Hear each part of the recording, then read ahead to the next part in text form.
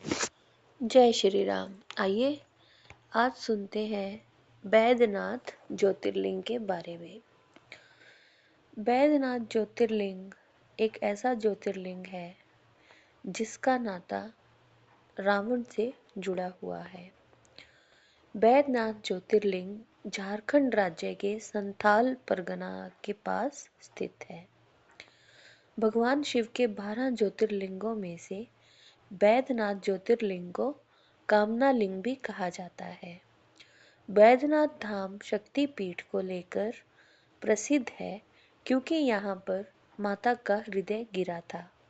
यही कारण है कि इसे हार्दपीठ के नाम से भी जाना जाता है। बैद्यनाथ ज्योतिर्लिंग की कथा के अनुसार भगवान शिव को प्रसन्न करने के लिए एक बार लंकापति रावण ने कठोर तपस्या की और भगवान शिव से वरदान प्राप्त करने के लिए रावण ने अपना एक एक सिर काटकर शिवलिंग पर अर्पित किया।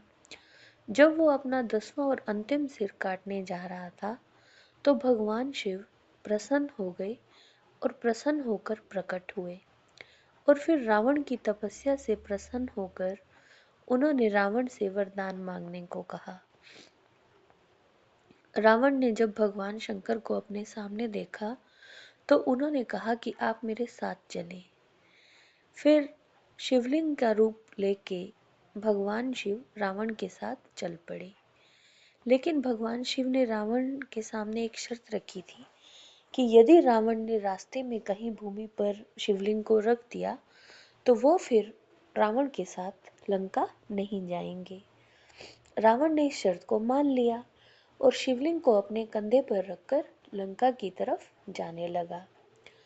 जब रावण शिवलिंग को लेकर आगे बढ़ रहा था तो बीच में किसी काम से उसने ये एक शिवलिंग एक अहीर को पकड़ा दिया और उसको कहा कि इस शिवलिंग को भूमि पर ना रखे।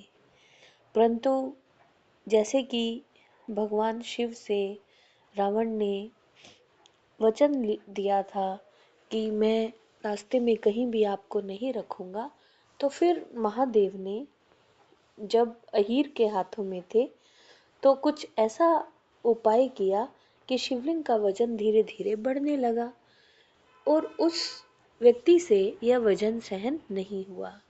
तब उसने शिवलिंग को जमीन पर रख दिया। जब रावण वापस आया तो उसने देखा कि शिवलिंग जमीन पर रखा है।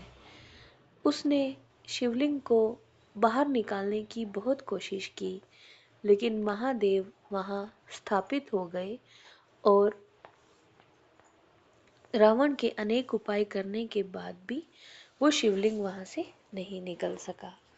तब से बैद्यनाथ महादेव यहाँ वास करने लगे और उन्हें बैद्यनाथ ज्योतिर्लिंग के नाम से भी जाना जाने लगा।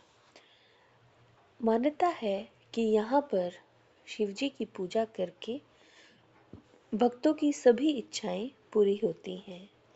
यहाँ पर दर्शन करने से व्यक्ति के सभी कष्ट तो दूर होते ही हैं, साथ ही उनके विवाह में आ रही बाधाएं और संतान प्राप्ति में आ रही बाधाएं भी दूर होती हैं।